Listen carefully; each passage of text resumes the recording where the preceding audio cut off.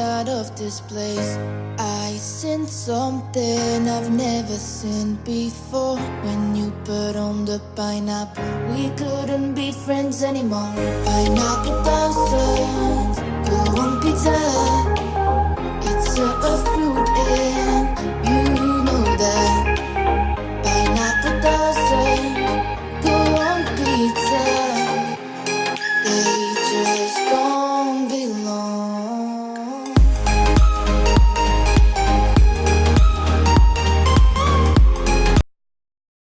Social media platforms for Newcastle Fans TV. I'm your host, Kyle Thompson. I am joined by Lee Lawler, Peter Proudlock, and Rob Spiro. Get your comments in our live chat below if you would like to send us a question in, and our email address is contactnftvstudio@gmail.com. It is on screen, and if you wish to ask us a question or comment in the chat below. On today's show, we've got Ashley versus Corbyn, Charlie versus Benitez, the contract at NUFC, what do you do going forward? Debate women's football, should venues for women's football be played at clubs' main venues like St James's Park? And a summary of the season thus far, what does everybody think, along with a Chelsea preview. So, now I've got that out of the way, how is everyone? How's your week been? Been not too bad.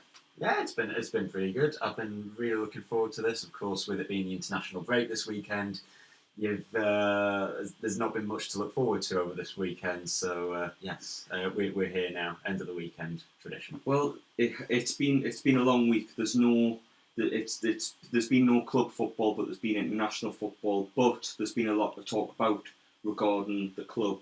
So if anybody wants to air the grievances regarding England, please say your grievances now or forever hold your peace. Anyone? England? It was an awful game, put it that way. But to go 10 years unbeaten, it's still an achievement. I know it's Czech Republic, but it was gonna come sooner or later. But papering over the cracks in it, as Paul would say. I know Paul's not a big Paul's part of the channel, not a big England fan, but it's one of them, and it's international football isn't great. But as soon as Newcastle come back, win, lose or draw, the better for everyone, I think. To be fair though, Lee, and I'm sure Peter will agree, losing to the Czech Republic is it's not the best of ways to come towards the end of a qualification stage. I know we've got a game in hand, but if we were to lose that game in hand, Czech Republic have an amazing opportunity to go through. Wouldn't you say, Peter? Oh, definitely, yeah. I mean, I know I missed the game because I had other plans, but yeah. With that, Peter, though, if England get beat on Tuesday, Czech Republic will go ahead of it, and we're no longer in the driver's seat. And Kosovo, I think has Kosovo got a game in hand, haven't I'm sure one of them have. I think they've got the same amount of games as us currently. So I think Kosovo have the game in hand on us, and if they win that, we're in deep trouble. I've just put the on there. We're going the group stage on there. So England on 12 points, Czech Republic are on 12. Kosovo are on 8. They've got the same amount of games, like I said, but we're 4 points ahead of Kosovo. They're not the main threat though, I don't think, because we're goal difference, which is vastly superior. I think Czech Republic are more the worry, to be honest. You would think, though, that England should qualify regardless, because there's only 10 games there's what? You play 8 games, don't you? So England are almost there. So you would think one more win will be enough. Yeah, but I do doubt the quality going forward. If they're losing to the likes of Czech Republic, what's going to happen versus a decent team? Do you know what I mean? Because no disrespect to Czech Republic, they haven't got the great team that they once did. So, for me, losing to them is not a very good result, if I'm honest. But has everyone finished their grievances with where England's concerned? Yeah. Because mention them. I'm not mentioning them anymore this week, unfortunately. I think England have had the airtime they deserve, which is a grand total of about 2 or 3 minutes. So the first major topic this week for Newcastle is the problems with the academy. Rafa Benitez called Newcastle out earlier in the week. Rafa Benitez has said he was happy to see Matty Longstaff play, but he had a bit of a dig towards the end. Imagine what you could do for the academy going forward. In fact, I've got the statement here from Rafa Benitez, what he said. I was really pleased to see Matty Longstaff get the winning goal for Newcastle. He was great when he was training with us, and it was a good decision by Steve Bruce to make him play. I was also happy to see a few Geordies playing together at the same time. Surely it shouldn't be too difficult to see the benefits of the academy. But before I go into Lee Charnley's response and everything, can you sense a bit of frustration from Rob Benitez? Everyone, I'll start with you, Rob, on this one. Do you sense that he's had a bit of frustration trying to get the board to actually do something regarding the academy? I think that was one of the biggest things as to why Rafa didn't want to sign a contract, because he just didn't want to stay at Newcastle. It was more the fact that he wanted to be part of the project at Newcastle United. It was more that he wanted stuff done to the training ground. It was that he wanted stuff done to help the academy grow and flourish. And yes, they fast forward a number of months and they've come into some problems. Lee, would you agree with Rob on that one? I think with the academy, Lee Charnley's papering over the cracks. What has he said? He said that he wants more and more. Well, what he says to the Chronicle this morning, The Athletic, is we want to be the best academy in our region. Our vision is we want local boys to look at it and think it's not going to be just full of boys from London, Manchester or abroad. Between the age of 9 or 6, it will be an academy with boys predominantly from the local area. There'll be expectations, but generally it will be local. Other clubs may move for boys around the country, saying them at 12, 13, 14, move their education. We're not doing that. Consciously, we have made the decision not to do that and give the boys the opportunity. What strikes me on this one is, why is Lee Charnley piping up and saying these things? Shouldn't it surely be the head of development that comes out and says these things? Wouldn't you agree, Rob? It's a difficult one. But to be honest, it's difficult what to think on this one. I think, Lee, you follow the academy a lot, really closely, don't you? Well, look, I think he's trying to play devil's advocate with him here with Charnley. I'd rather he didn't. Well, he's looking at saying, right, these are his points, saying, right, okay, so we want to have a new Matty Longstaff, a Sean Longstaff, because before them two, it was Paul Dummett, you're talking 5 or 6 years ago, and he was loaned out to Saint-Maximin and so on. And before that, you're looking at Andy Carroll and a couple of, how do I want to call them, failures, but people who never made the grade, the likes of Adam Armstrong, Adam Campbell and so on. But you've got to put money in it. You've got to put money into it. You can't just expect a Longstaff to come along in 2 year time. The plan is to have 1 year have a youngster coming through. That's not going to happen unless you put money into it and enhance your facilities, because if the facilities were world class, could you get an extra 5% out of Adam Armstrong? Probably. Why not? I've just cut you off there. I thought 2 million for Adam Armstrong wasn't a very good bit of business by Newcastle, because considering the hype around the kid when he was 18, 19 years old, to get 2 million for him, I thought was a terrible bit of business by Newcastle, plain and simply because they didn't give him enough for a chance. And you look towards last season, especially when we played, ironically, Blackburn in the Cup when he scored against it, that was a chance for him to shine, do you know what I mean? So I think, just talking about Adam Armstrong in that regard, I think terrible bit of business by Newcastle. But not only that, you look towards Adam Campbell, which you mentioned, he got a first team opportunity and was played out of position by Alan Pardew. Do you know what I mean? So it's been very hit-and-missy, the academy, and ironically, the 4 players that are in the current Newcastle United squad have been Newcastle's biggest success stories in the academy, in Andy Carroll, Paul Dummett, and the 2 Longstaffs in the past 10, 12 years.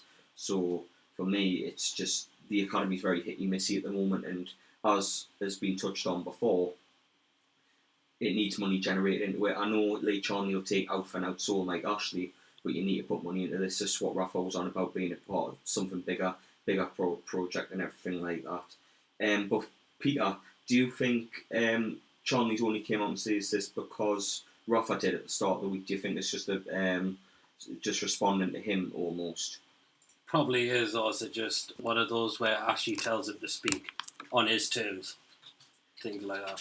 Okay, Lee, what do you think of this? Do you think it's just a response? I think it's because he's told the Athletic what to say and what not to say. That's basically what I think. So, have you noticed the Athletic's article is only just about the Youth Academy, nothing else?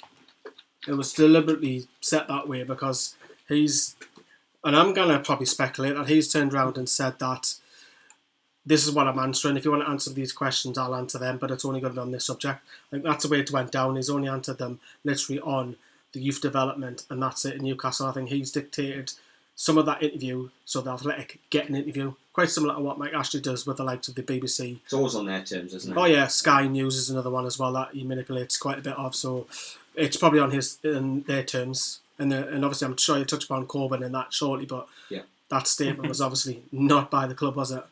no, of course not. But for me, the question will be, why are they going on about the youth development now and not when Rafa was on about it for years gone by? When he was at the club, why couldn't they work with each other to make something happen to the youth? A small group. Then a couple of months after he's gone, go on and on about it back and forth across the world between interviews. I mean, Rob, I don't know about you, but for them to go across at each other, you know, like this, instead of working with each other when they were at the football club together, why wasn't that implemented back then, do you think? I think it just goes to show that you got people who are running a football club and they're at a complete loss because they don't really know how to properly run a football club or run it effectively, nor do they put anyone in charge of running it effectively. And that just generates a whole lot of problems like we've talked about over the years. Well, speaking of responses, Charlie's responded to Benitez over the week, and there's been a bit of a spout, as all of you watching and listening may know. Baron Corbyn, he's a wrestler, sorry. Corbyn. Jeremy Corbyn. Jeremy Corbyn, sorry. I mean, I've got a bit lost in transition with that one. Has attacked Mike Ashley this week, and it's been a right one. I think it's been the strangest confrontation. For me, I'd get them on the KSI Logan Paul undercard. I'd pay to watch it then on DAZN or whatever it's on, but that's the only reason I'd go then. But I'm doing it again, Baron Corbyn. I don't know. Jeremy Corbyn. Jeremy Corbyn has attacked billionaire football owners, and Mike Ashley was at the forefront of this. And Lee's got an audio clip from his magical Mac, and this is what he had to say.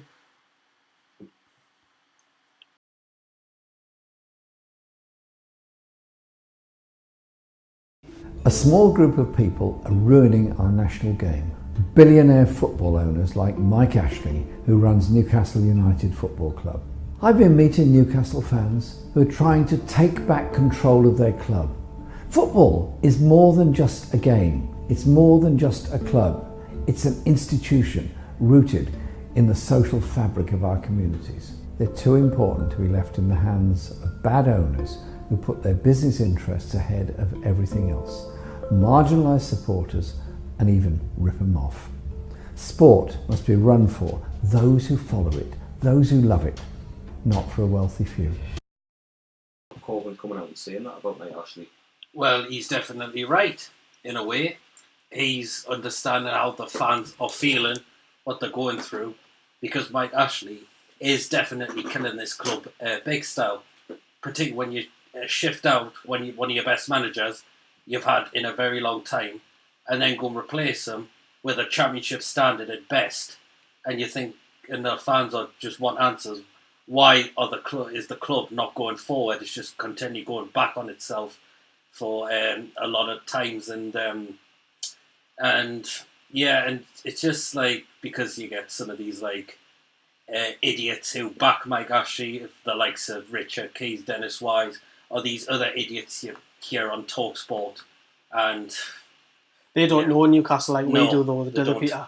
I think Jeremy Corbyn, obviously we've got to be careful what we say, of course. I think he's doing a pit stop in Newcastle. I think Jeremy Corbyn's just saying the right things to get the Newcastle fans on board, of course. Or it could just be, Chianura has an excellent relationship with Newcastle fans. She's been sticking up for them, giving them a voice in the Houses of Parliament. And of course, Chianura, Labour MP, Jeremy Corbyn, Labour leader. Of course, I think she's had a helping hand in helping this situation. I think she has, because obviously she's been on our channel before. She wants to get. Of course, it's all about getting the people onto your side. Of course, I think there's two rules of playing it. For me, Jeremy Corbyn doesn't really care about Newcastle United. Let's face facts. He's not a Newcastle fan, so we can't safely say that. I think he's had a pit stop and he's going through Newcastle, and he said, "I'm going to say the right things here." I think Labour win the area anyways. I'm not going to get political, but Labour predominantly in the North East anyway, so this, whether he speaks out or not, will not hinder their votes.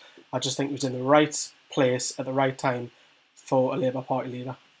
For me, I'm not really bothered that Corbyn's came out and said this. It's the manner how Newcastle have responded for me. I mean, they very quickly responded. I think it was, a day or two from when Corbyn said when you say Newcastle responded. Yeah, well, Newcastle released a statement, but for me, for Newcastle to come out and quickly respond to when they're being attacked or when Mike Ashley's being attacked, it's very different, because you look at the summer and Newcastle fans were lost for the best part of 6 to 8 weeks waiting to hear what was going on with the Bin Zayed group and everything. I know it's not something people want to hear right now with the Bin Zayed group and everything, but we were waiting and waiting and waiting all summer. We even sat on this show and waited and speculated and everything like that. And they didn't say anything at all. They just let it fizzle out like they usually do. So for them to come out when they're on the back foot and getting attacked, and the statement is on screen of what has been released by the club about Corbyn and everything like that. But when they're releasing things like that in response, it just really annoys me as a fan, because when they're on the back foot and getting attacked by a notable name like Jeremy Corbyn, the MP Labour leader, the MP leader of the Labour Party. I'm not too political. I don't want to get too political regarding anything, because I think for me, politics needs to stay out of football. You get more and more with your UEFA, FA. Well, FIFA don't like it. If FIFA don't like it, they'll ban you. If your government gets involved in your nation. Yeah, but politics should not be in football. And I know there's been a couple of bits of politics with especially Qatar 2022 World Cup and the politics around that. But for me, politics needs to stay as far away from football as possible, because for me, it's just a joke. For the statement, I didn't like the fact that they brought us into it. The Newcastle United fans, they brought the fans into it. It's got nothing to do with the fans, the spat. Yeah, do you mean that in the case that we're not a unique case? Well, they described the whole thing as we.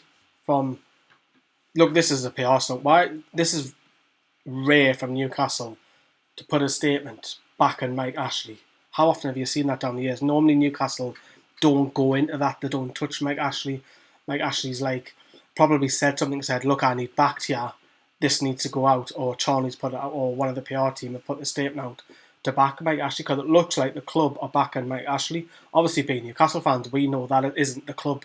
When I speak of the club, I mean people who are your cleaners, people working at reception, people who, the groundsmen. This isn't them speaking out here. This is way, way at the top. I'm talking your Charlies, your Keith Bishop's PR and helping Mike Ashley. This is not a club statement. This is a Mike Ashley PR team statement. Well, the statement is currently on screen, so let's pick it apart.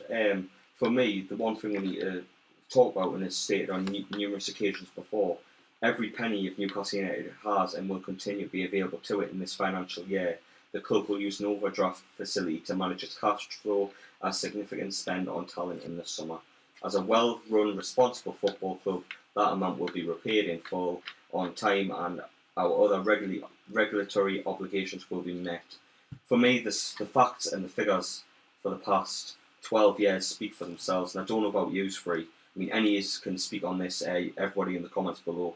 We just know this is a load of lies. They don't have the best interests of the club at heart, and you can see just by the statement, they're only backing themselves up, as in Ashley, Charlie, Keith Bishop. They're not too bothered about the fans, they're not too bothered anything. It's just to protect their own investment for me.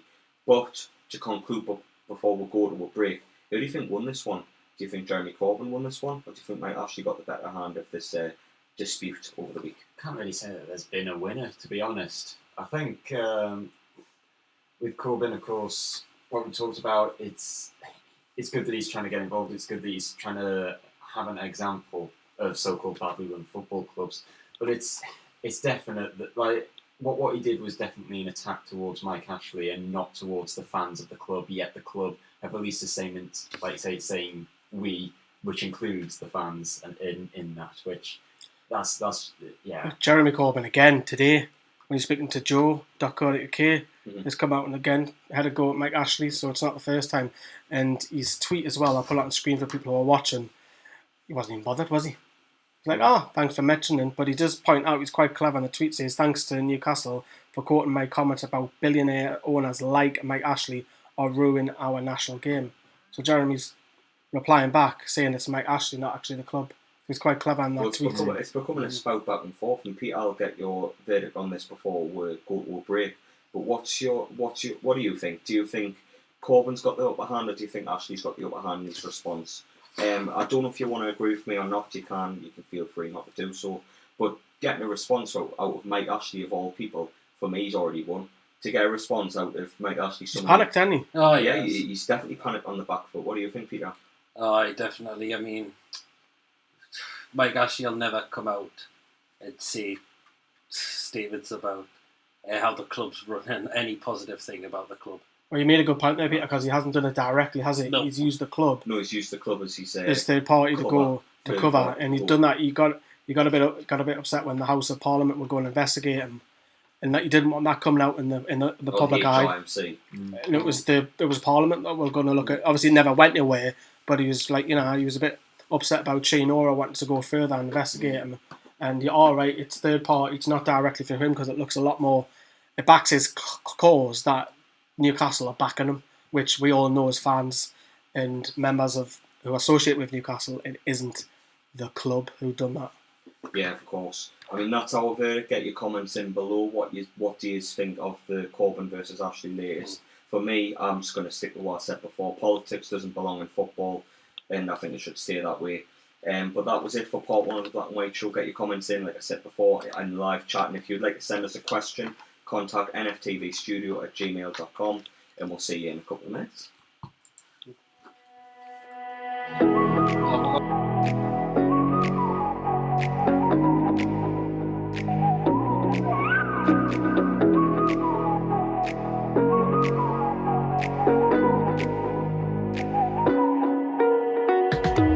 You're the night sky trying to make me see your stars, but the dark gets lonely. Now I see violet, I can feel silence, and the dark's all that I see. When your stars have burnt out and your heart makes no sound, I'll find violet in your eyes.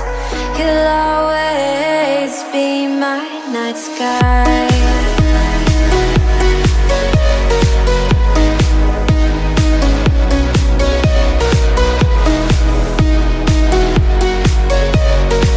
You'll always be my night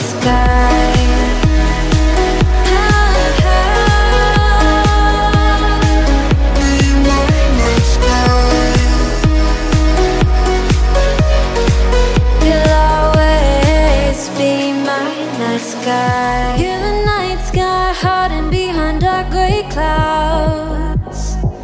I can't figure you out now. I see your blue. There is so much cold in you, and the silence is so loud when you go. I just stay dancing with my shadow all day. Watch the tide. I can't find the point where to pass the line, right? You're the night sky, I'm trying to see your stars, but I've always feared the dark. Now I see violet, I can feel your silence. You always feel so far when your stars have burnt out and your heart makes no sound. I'll find violet in your eyes. You'll always be my night sky.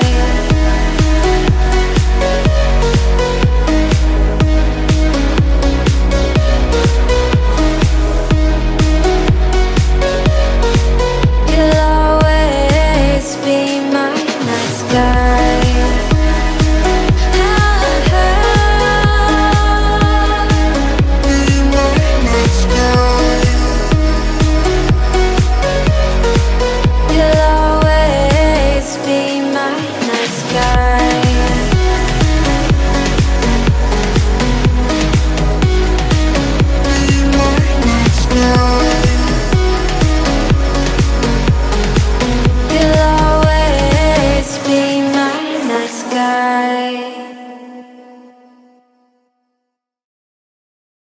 FM, as well as being live on all social media platforms with Newcastle Fans TV.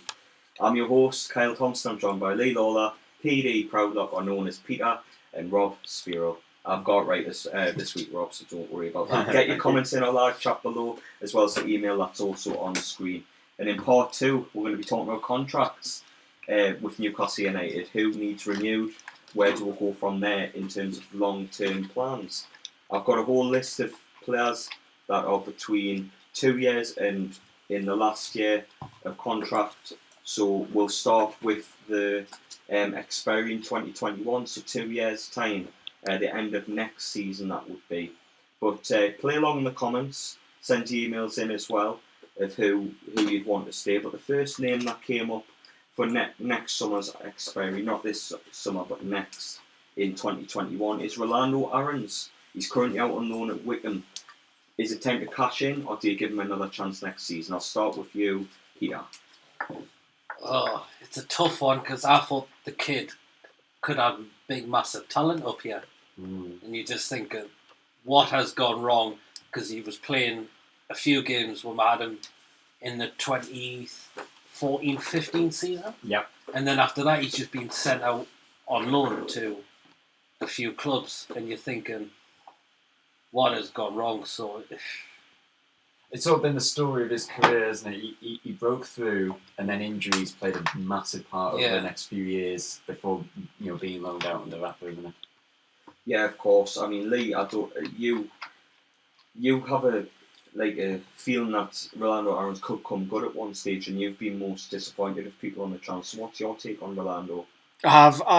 He has got talent. I think out the majority of the players who are out on loan, he's probably the one that what if? It's always a what if with him.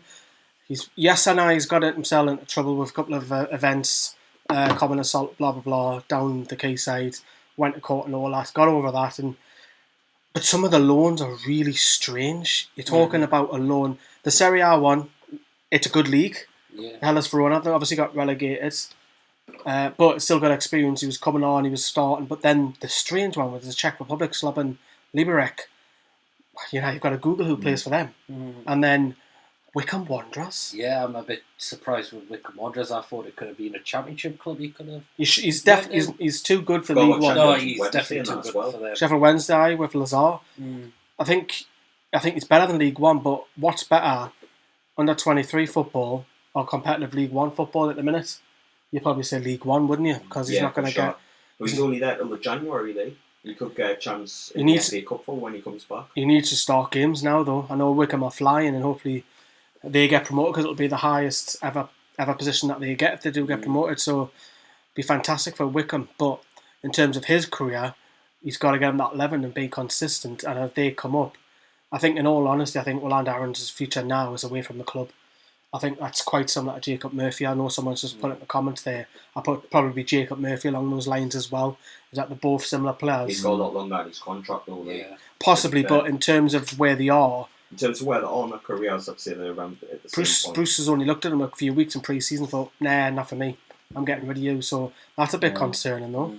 Okay. One thing, and I'm just speculating here, if we get relegated this season and playing the Championship next season, Aarons then, or would you still be? I'd probably go more.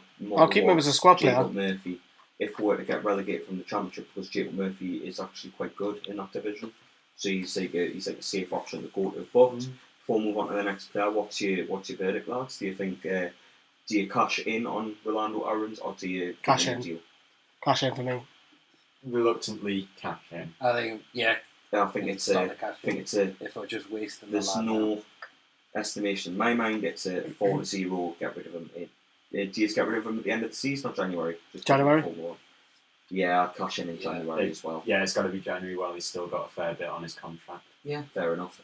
Next up, I've got Isaac Hayden in my list. Surely this is a no-brainer. I mean, a couple of months ago we were talking about it's going to be with a heavy heart that he leaves the club because he wanted to leave for personal reasons, but he seems to have gotten a good footing in his personal life, and it said even on the club's website that he would want to stay at Newcastle United. So surely it's just a quick one before we move down to the next one. Verdict is Isaac Hayden good enough to stay at Newcastle United? Definitely. Yeah, he's made a massive improvement. As long as his personal circumstances don't change again. But isn't it odd how all of a sudden his circumstances change when Rafa Benitez leaves? I think that's just down to coincidence. I think his personal like whatever was going on in his personal life last year has significantly improved. So for me, Isaac Hayden has to stay. He's been brilliant since January. Will he stay though, or does he want to stay? He said he wants to stay, so I'd get a new contract rolled out for him immediately. So the verdict is it's again 4-0, but this time Isaac Hayden to stay. Get your comments in. Do you want Isaac Hayden or even the prior Rolando Aarons to stay? And as we'll go down the list, give you opinions. The next on the list, Lee, I'll come to you for this one because I wonder who this might be. It's your favourite player. It's the most elegant man at Newcastle United. Fabian Shaw. Fabian Shaw. Sorry. Yeah, you've got to. I know there's a debate if Lejeune's better, but all round, I think Fabian Shaw for me, I absolutely love him. Yeah, I say this all the time. I smile when I say it because he's just an elegant, sexy footballer, and he's got it all. He's got the whole package. He's good looking. He's got a gorgeous girlfriend. He's rich. He's a good footballer. Represents his country. Look at Peter looking at me thinking, what are you talking about? What a beautiful man. He's got the same kind of crush as Adam on Don I know where you're at, Lee. I think, but with Fabian Shaw is that he's spoken out quite recently that he likes the club. So he's went from Rafa Benitez to Steve Bruce and still likes the club. So I don't know how that's happened. But if he's happy, get that contract extension done this season. Don't wait for next season because there's no shadow of a doubt about it. He could be at the very, very least. The least I'm talking here. Well, in the comments, Adam Taylor, keep that gorgeous man. And so far, Paul Jacobson as well says get rid of both, but Shaw is the MVP of this team. I'm actually I reckon Fabian. On this one. He is one of the MVPs of our team. And Liam Shaw, that sexy man, has to stay. I mean, there's a lot of comments that are. Manchester City need a centre back. Not that I don't want to tempt him away, but what I'm saying is he could, without a shadow of a doubt, easily go in that top 6 any squad and be a squad player at the very least. What a player! Love him. It's another biased verdict towards 100% of keeping the man at the club. Agrees to that? Oh, 100%. You've got to keep Fabian Shaw this football club. I think he's done brilliant for her, and he's managed to bail out other defenders at times if they've been a little bit under pressure as well. And that's. What do you think that he's been compared to Philippe Albert? Oh, that's a funny one. That one. Do you remember Philippe Albert? Or are you too young? Oh yeah, I remember Philippe Albert. But I think he's the nearest thing that we have to Philippe Albert. Could be. But he's definitely staying, isn't he? Yeah, for sure. We need to give Shaw a new contract. But the next one is an interesting one. I've got Christian Atsu.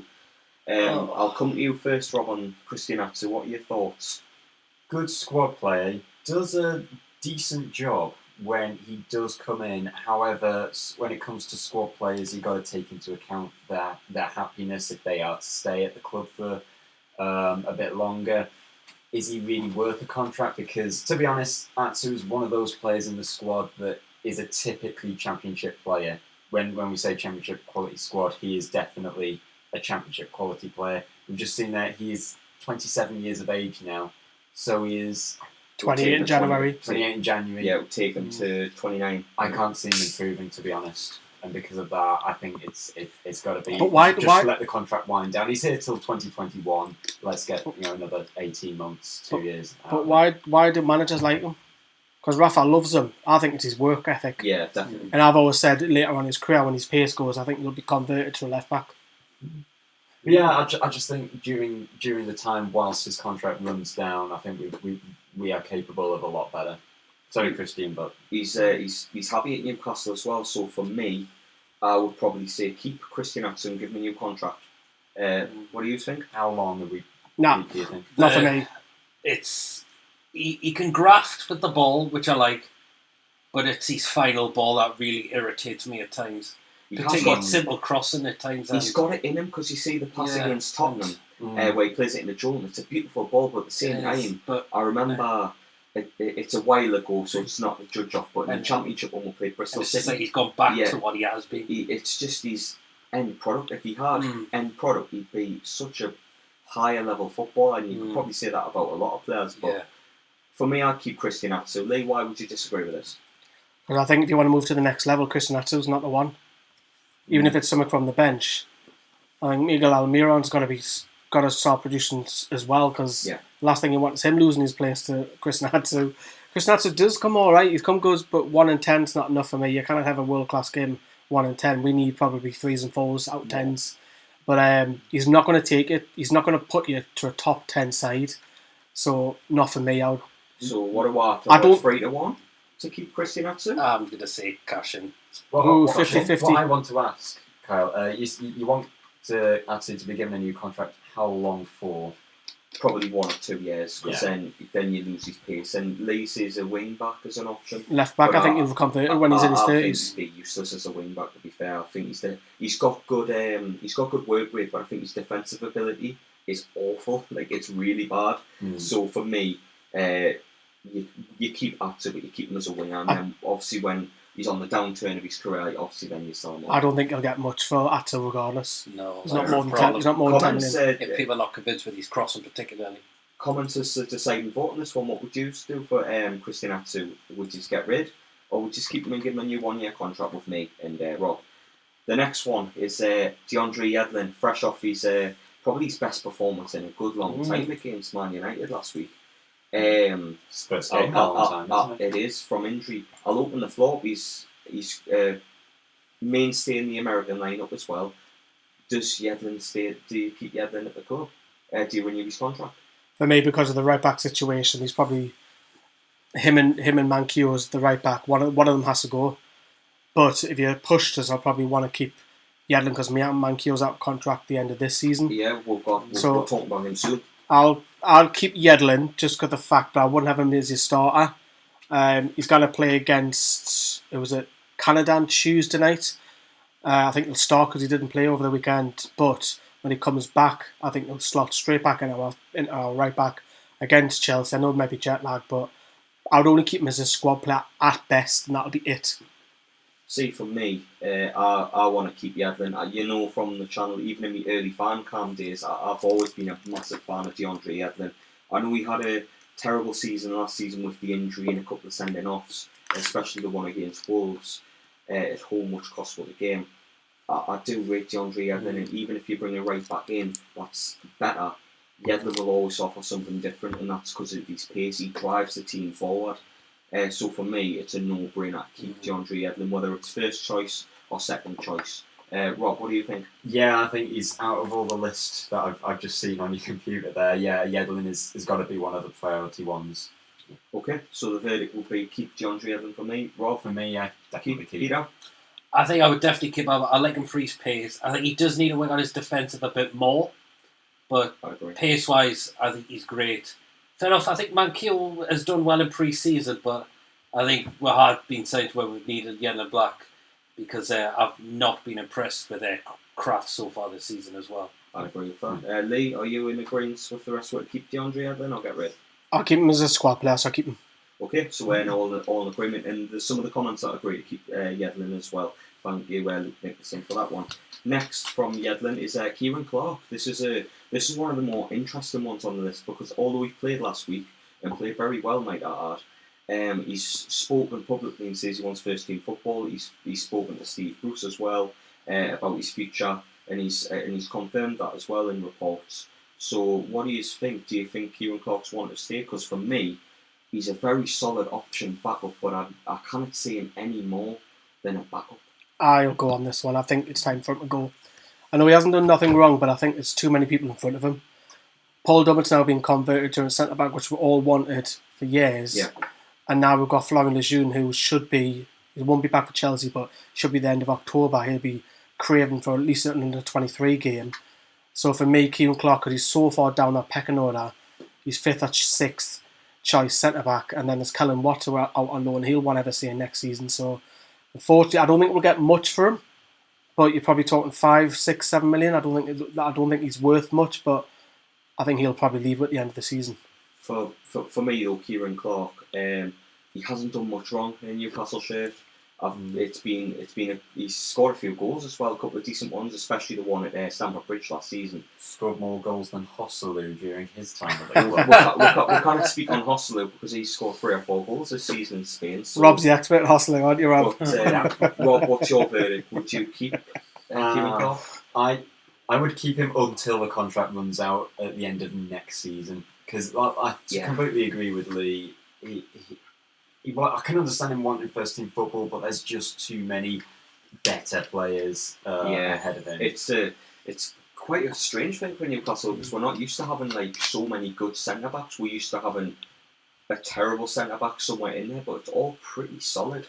But for me, I'd agree with you, Rob. Not renew his contract and let him go on the end of his current deal. There's a lot of Championship clubs, high level Championship clubs that would love to snap him up. I suppose one of the questions would be that if we were to sell him in January, earliest opportunity, how much do you think he would go for? It's not going to be Not much. breaking. 5, 6, 7. 5, 6, 7 million. What That's we it. get from. At best as well. I wouldn't get rid of him, but I wouldn't renew his contract. So for me, Clark to go on the end of his deal in 18 months' time. Aye. Yeah. I think it could be about the time for him to cash in. Yeah. I was very shocked he came start the game against Man United. Out the blue, wasn't it? It was, yeah, definitely. But I think he was the definitely quality centre back for us women in the Championship, and I think he now needs some first team football now, not just being completely throws out the team now. You need to get back on the Irish side as well, doesn't he? Because he does, yes. He's not getting playing in picked. He's one of the international. better Irish centre backs, and HITC probably agree with that one. He's one of the few Irish players to not want to convert to a different nationality as well. So. But isn't Kieran Clark's technically English, really, isn't he? It's even in a more bizarre twist. I mean, they used to Paul McShane over in Ireland, so you know. But the next one on the list is Dwight Gale. For me, this is one that we cash in on now. January. He hasn't featured in the team. He hasn't looked like he's going to feature in the team. I know that a lot of that's got to go down to injury. But for me, he's just getting up to fitness. I know Steve Bruce highly rates the lad, but for me, the amount of Championship clubs that will be after him and pay a decent fee for him after his season at West Brom last season, I'll probably say cash in on Dwight Gale in January. I'm not sure about Lee. I'll come on to you with your opinion on that one. But for me, I think we need to cash in now. Lee, what would you say? Well, at the start of the season, there was talks about 15 million. I would jump at the chance of selling Dwight Gale for 15 million. But the worry is does that money get reinvested? Where does that money go? Yeah, I'd be more happy to reinvest it in some of the youth academy if needs be. But for 15 million, for a player who's like, 28?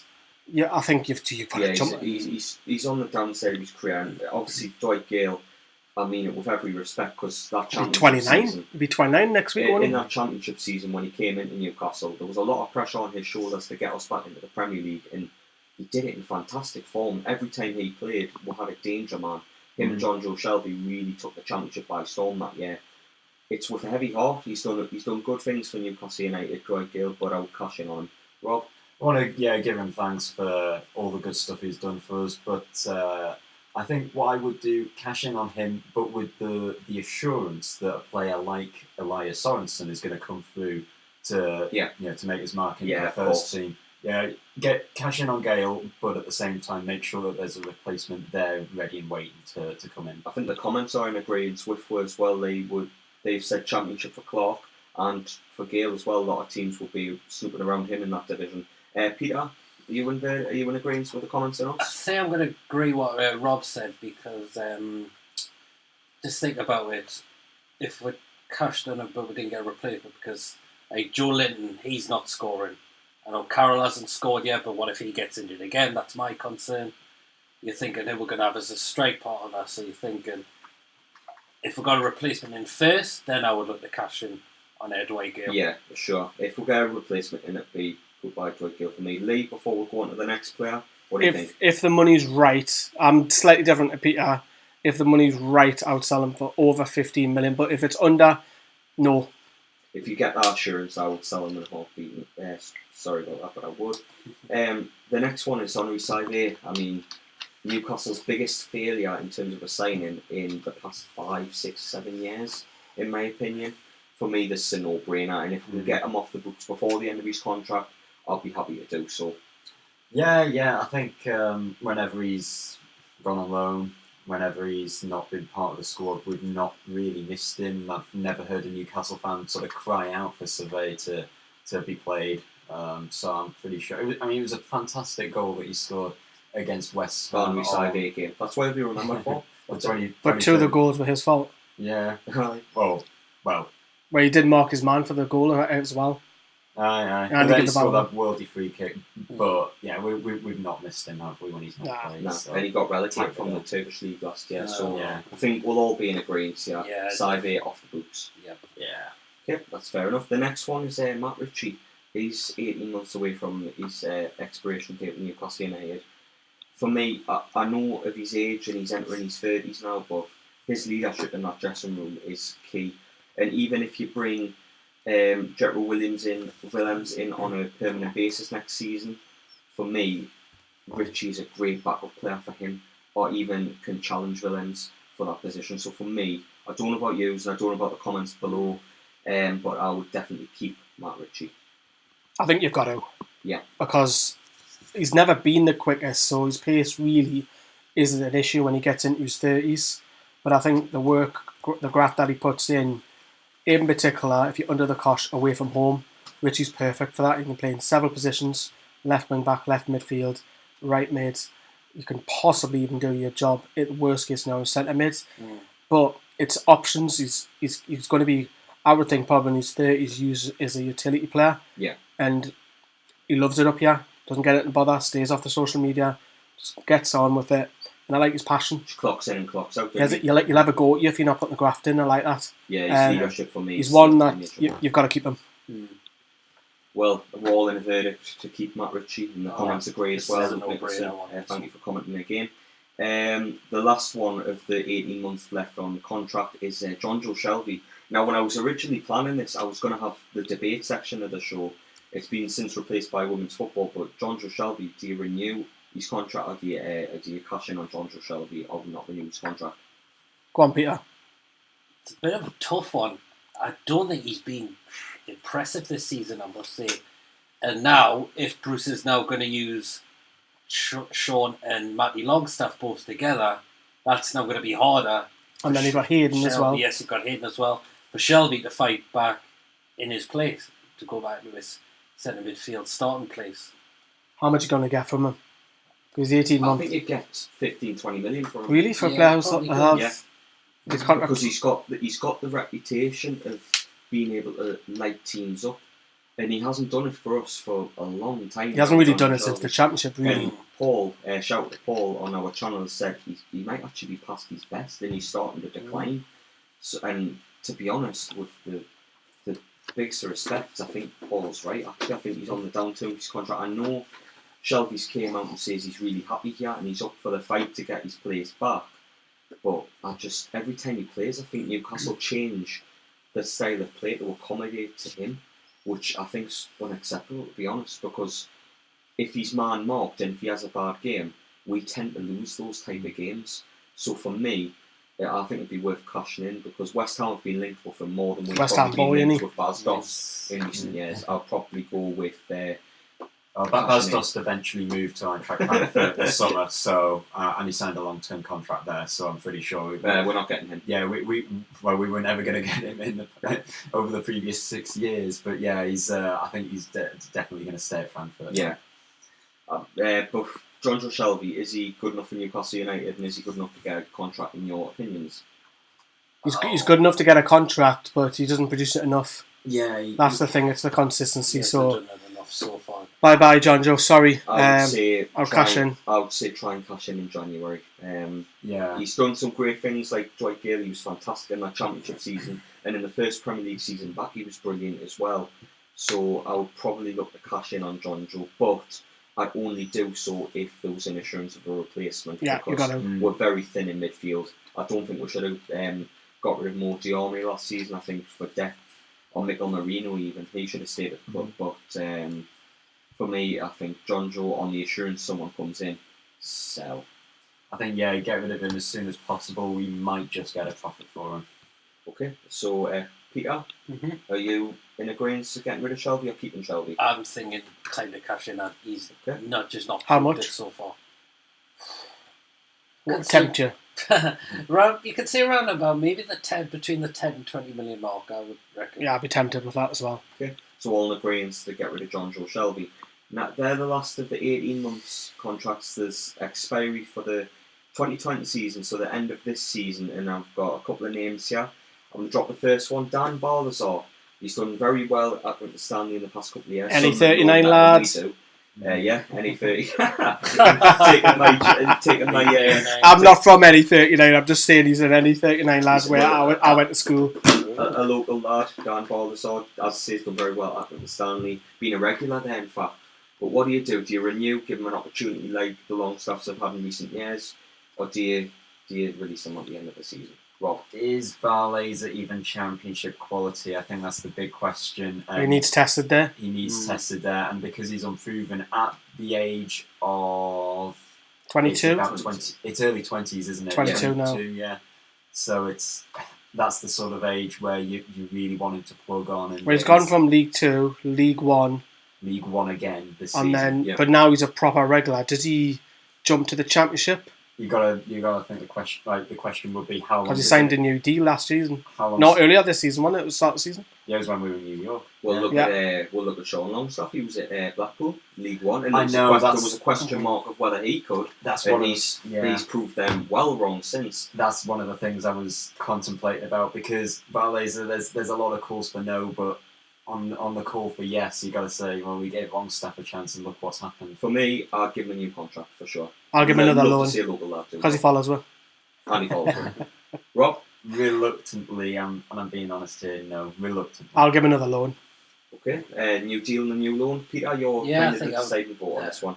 3-1, Rob loses. There's no comments on Dan Balthazar, but that's by the by. The next one is Andy Carroll. You only got given a year deal, pay as you play. What we're saying, are we keeping Andy Carroll or we're getting rid of Andy Carroll? I would say it depends how his season goes this season. Well, on the basis so far, what would you say? He's stayed fit. He's stayed away from the physio table, as he has been he's been very familiar with over the past couple of years, but he's stayed away from that. He's every time he comes on, he's a huge boost. Would you keep Andy Carroll? Yes, so far. Yes, fair enough. Lee, what would you say? I probably would. Even if he was this next season as well, I'll probably accept that in the minimum, because I'd like to see him start a game just to see how it goes. To be honest, with the way Jordan's playing at the moment, I think don't think he'll start. Andy Carroll. I'm going to go on a limb and say he'll start against Chelsea, Andy Carroll. But I think bold statement. I think with Carroll, considering his age, considering the injury worries, I think you've just got to give him a 1-year rolling contract from now on in until that's a fair point. I would renew Andy Carroll and keep him at the club, because I think he's a breath of fresh air, old school centre forward. Geordie DNA. You've got to keep it. I mean, he gets it, doesn't he? And he's going to be a good role model for the young up and coming. Well, speaking of you saying that, Kyle, because he's actually teaching Joe Litton how to hold the ball up. Steve Bruce was saying, so he's teaching them how to improve his game, which is good. So already he's nurturing people. Tutoring. I think Andy Carroll's a good mentor for Jordan, and if Jordan can get to the heights of what Andy Carroll did back in his prime, around 22, 23, before the injuries start to come through, we've got a good centre forward on one hand there. But Walner Greens keep Andy Carroll on a rolling contract. The next one is Jamie Sterry, the fourth choice right back in Newcastle, and for me, not to be too critical, but the best time this lad had getting into this first team was last year. Manquillo was having shock after shocker, Yedlin was having shock after shocker, and then a major injury. And for me, if there was a time to ever stand up, it was then for Jamie Sterry, and he just hasn't broken into that squad. Lee, I'll come on to you with this. Is it time to let Jamie Sterry go? Yeah, I've got 3 right backs ahead of him, so... And one of them's Croft, so you now have these problems. Yeah, and he's playing under 23 football when he's, 24 now, is he? Yeah. Yeah, you need to go out and make a name of yourself lower down the division, so yeah, I'll release him on a free. Yeah, I do wish him the best, because he's a fantastic lad. He's got loads of time for fans and everything after games and whatnot. He's travelled away with the under 23s when they played Sunderland at the Stadium. Like, he was caught on the Metro and things like that. Fantastic lad, but go and play trade somewhere else. So I wish him nothing but the best. But at the end of the season, I think he's got to be released. Unfortunately, Walner Greens, get rid of Sterry. Yeah, Comments in He's not breaking through at all. Comments in agreement as well with that one. With Jamie Sterry. On to the next one, Key. I want this lad to go. I'm sorry, but I'm sick of the puns for Rob. The key to this, the key to that. Yeah, I'm sorry, he's got to go. Going to lock them away. Oh, how See? Right, the thing I is, know, I kind of set him up for that one, but he's not so young, is he? well, No, you could say that, that's but he is a solid midfielder for us, but Kyle missed that I one. think he's just on the. I think he's just on the decline. I didn't miss it. I just ignored it. But for me, I'll let Peter touch on as to why he would or would not keep him, but I'll get rid of him at the end of the season. Peter, what do you think? I think it's time to look at a replacement bit because he's now 30, 31 now. 31 in January. And again, he's now been a bit froze out as well because of now. But it's funny though, Peter, when he first came, he looked pretty good.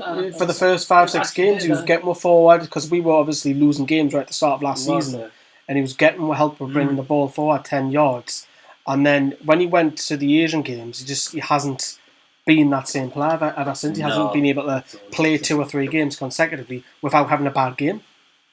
For me, he's got to go. Yeah, let it run down. That'll be it. To play devil's advocate, we've already said John Joe Shelby to show him the door. We won't have many left if it's left up so be it. So on the assurance that a midfielder would come in to replace Key, I'd get rid of him. But if no one's going to come in, I'd keep ahead of him just for depth. I would not let him go. If Matty Longstaff didn't come through, he would have been the first choice midfielder at the weekend due to Hayden's suspension. So you keep. I'll get rid of Key, but on the technicality, if you get a replacement in for him, I want him to stay for one more year at least. I'll be honest. Fair enough. Rob wants to hear more Key puns. No surprise there of unlocking defences and such and such. But on to the next one. What we're seeing quickly for the verdict for Key? I know the comments are saying get rid of Key. I'll let the contract go. Let him go. Let him go. 3-1. Okay, that's fair enough. The next one is Federico Fernandez. He's been hitty missy for Newcastle, I think, and I think with what we were saying about Clark before, I think we've got to get rid of Fernandez. If I'm honest, I think there's just too much ahead of him. Lee, if Clark goes, you've got to keep Fernandez for the 5 centre back. If we're playing 3 at the back, Clark's set for another year, though, Lee. I know, but if you had to pick one of the 2 to go, you'll let Clark go more than Fernandez. Fernandez was the best player for the half of last season. Yeah, but we're getting beat a lot of that, Lee, so it wasn't but he hard was, to stand out. But a defender standing up when we get beat. I remember West Ham at home last year where he got torn to shreds. 1 game. But he was the best defender. Games. We're losing games, and he's the best player. So that tells you its own story. For me, I think he's a good squad player. I think he's settled. I'd probably give him, because he'll be 31 in February. I'll give him another year. I would. It's for squad depth. Peter? I think I'd definitely keep him on. I agree with what Lee said. Because we are playing 3 at the back, and you need 2 to cover, don't you? Yes, you need at least. Because what goal it could take is for someone to get injured. And look at Lejeune. Yeah. I'm open to either, to be honest. Either way, I'm not fussed, I'll be honest. Okay, fair enough. I would say if season 1 is over, actually, I'll keep Fernandez, so we're 3-1 maybe. And the comments have said to get rid. So it's a bit of a hitty missy on that one as well with the decision to keep or get rid. I'm going to get through the last 4 quite quickly. 2 together. I'm going to put: do you keep Rob Elliott or do you keep Carl Darlow? Because they're both expiration at the end of the season. Neither. Ooh, no, I think both need to be moved on now. Oh yes, Peter. He agrees with me. Because I'll make Woodman number 2. I've said this for a good 18 months now. Is that Freddie Woodman will leave the club, and the one thing you don't want to happen is him turning into a Fraser Forster. He's doing very well at Swansea. I know, but you don't want a Fraser Forster on your hands where you let a goalkeeper leave in his early 20s and then starts to, because for about a period of about 4 or 5 years, Forster was unreal. Yeah. You do not want that to happen with Freddie Woodman, so make him your number 2. Get rid of the other 2. We made the mistake once with Forster. We don't want it to happen again. Yeah. Okay, well, on the Queen's to get rid of both Elliott and Darlow at the end of the season. Yeah, Elliott's he didn't play a game at all last season, and he's not going to be coming again this season. And I think Darlow, to me, has just went a bit downhill. He was just starting to make regular mistakes, I thought. So okay, well, on the Queen's then I would say get rid of both Darlow and Rob Elliott at the end of the season with heavy heart, though, because they've both been good servants and both got great moments in Newcastle colours. The second to last is Javier Manquillo. Showed his best form as of recent, but in the last year, we've talked about this before with Yedlin. You've got to get rid of one, but then again, I'd renew his contract and get rid of Croft. Personally, I don't think Croft's anywhere near the level of Manquillo. So, what do you think, Peter? I think I would maybe give him a year contract. I would. I think he has tried to step up a bit. He did, I thought, in pre-season and at the Asia tournament. So he was unlucky to lose his place, wasn't he? Mm-hmm, yeah. So I think I would maybe give him a 1 year. See how he does. I'd agree. I'd give Manquillo a contract. Rob, what do you think? Yeah, I agree. 1 more year. It's between him and Kraft. Which one do I like more? And yeah, it's got to be Manquillo there. Lee? I'll get rid of him. I'll probably let him go on a free. Okay. We've got Luke Nicholson again. Sal Manquillo. Can't sell him. He's a free agent. Well, get rid of Manquillo. The thing is, he's also coming to buy a new right back, but we've already brought Croft in for this, and Croft hasn't shown much Crash quality. be woeful, I think. Yeah, I'd agree with this. Buying 5 million bargain buys, transfers. But then again, you might come good. You might come. So I'd like to hope so, but at the minute I can't then say. it's just no one's. So we're voting keep Manquillo, yeah. no, I'm not. Barley, but 3-1, Lee. So you're gonna have Boo! to sidestep on this one, mate. The last one is Matty Longstaff. He's one of our own. Yep, local lad. Go on, say it, and Kyle, get it off your chest. I'm not gonna say it. Your catchphrase. I will keep Matty Longstaff, lads. I'm sure. 100% yes. Okay, Rob. Oh yes. Right, Lee. Yeah, you've got him, man, haven't you? Though him and his brother kept him tied down longer. Yeah, we need to get them both contracts, and I think all the contract players mentioned, Matty Longstaff needs to be priority for me. Yeah. So Matty Longstaff, new contract. It's been going around the news that you only get £850 a week. I mean, that goes to around 40 grand a year. I mean, I wouldn't turn it down. £850 a week, beat Man United last week. How much did Maguire sell for? 80 million. I know, mad. But, oh yeah, Adam Taylor said Jack Colback. Pretty synonymous, this one, isn't it? Get rid. Very quick. Bye-bye. Oh, bye-bye. Yeah. Yep. In the bin. I'll tell you what I'll do, actually. I'll loan him out in January. Because that's technically he's gone, isn't he? If you loan him out. Yeah, fair enough. Just get him gone. I know I said he had a good bit of form in pre-season. Yeah, you got some stick for that, mate, didn't you? But he did play, and I got stick for Manquillo. He did play all right in the pre-season, but yeah, I've never won him near a Newcastle team again. But before we wrap up this part of the show, I've been requested by our radio station, Nova Radio North East, about a competition in place, a boxing show from DT Boxing, not the lad from NFTV, of course. DT versus Fists of Fury, not Tyson, but still a good day of fights between Gateshead and Newcastle's finest boxers. A pair of tickets are on offer, taking place at the Granger Park Boxing Club on the 24th of November from 1 p.m. All you have to do is go on Nova Radio North East's Facebook page, find the competition post, and simply leave a like or comment NFTV to be entered into the draw. The draw will be announced on the 10th of November. Get yourself involved in that. But that being said, that was part 2 of the Black and White Show. Get your comments in our live chat below, or give away an email on the email on screen, or if you're listening, contact nftvstudio@gmail.com, and we'll speak to you in a couple of minutes. It's another 3.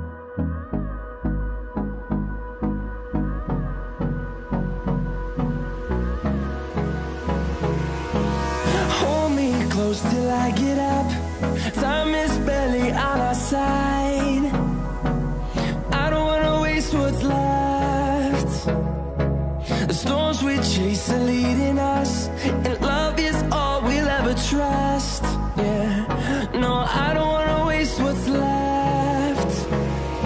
And on we'll go,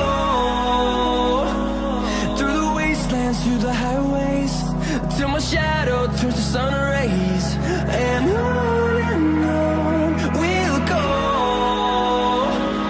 through the wastelands, through the highways, and on we'll go.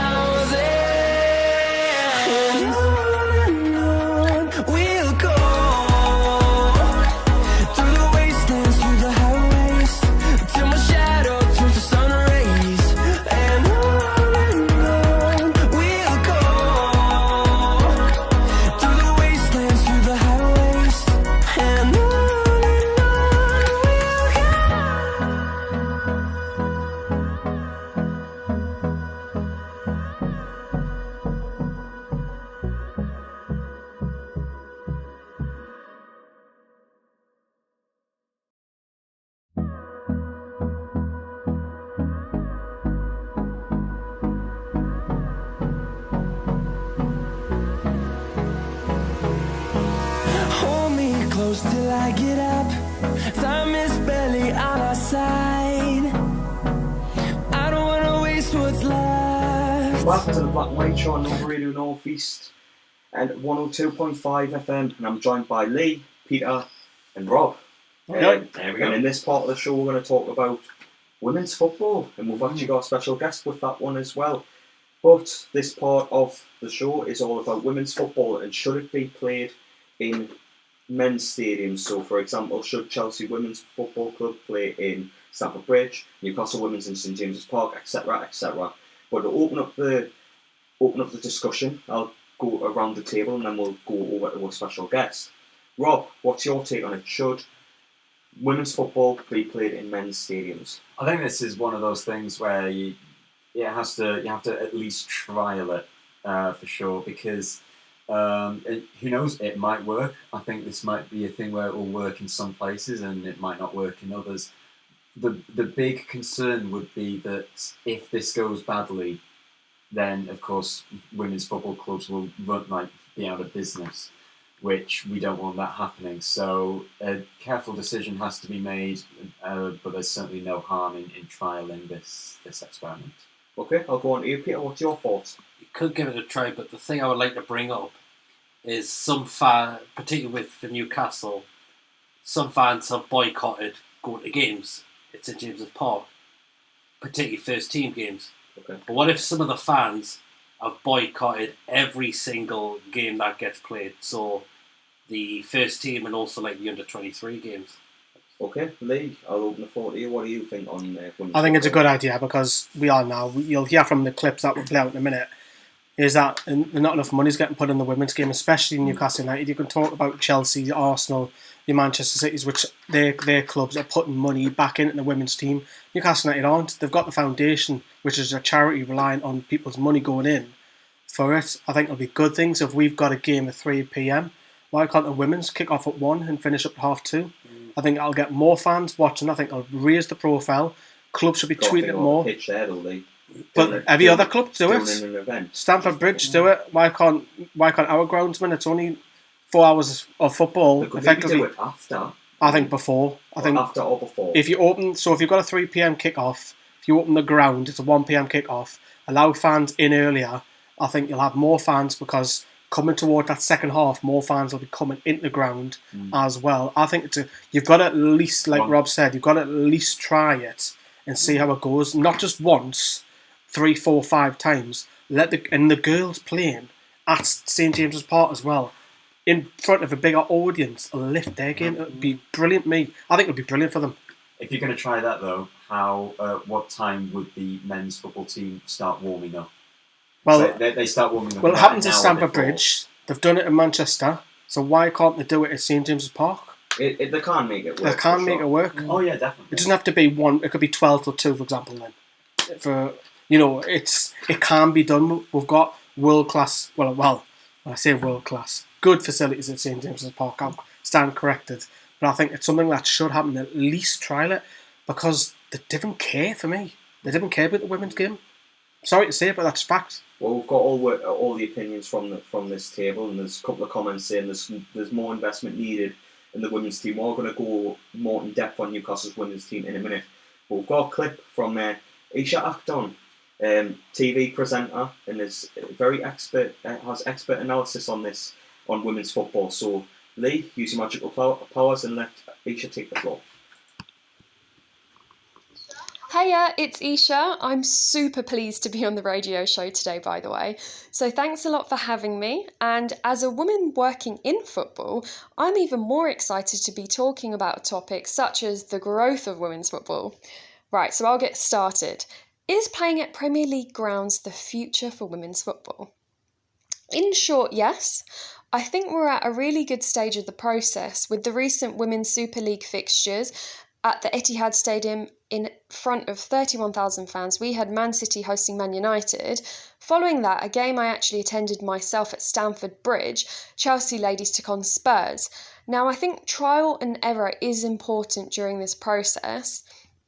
After all, the aim is to develop and grow the game as international level athletes. The ladies deserve every bit of recognition they can get. So getting the crowds in is key for that. And interestingly, Chelsea gave away free tickets for that game that I attended, whilst Man City, on the other hand, charged for tickets.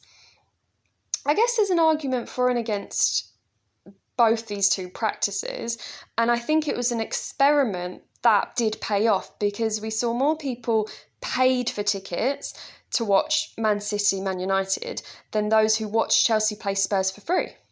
Just 24,000 attended at Stamford Bridge, meaning 15,000 people who obtained free tickets didn't actually turn up, which is quite disappointing. But I guess we can conclude that paid-for tickets are far better for the growth of the game. Now, paid-for free tickets aside, moving women's games to larger grounds is imperative for this growth, in my opinion.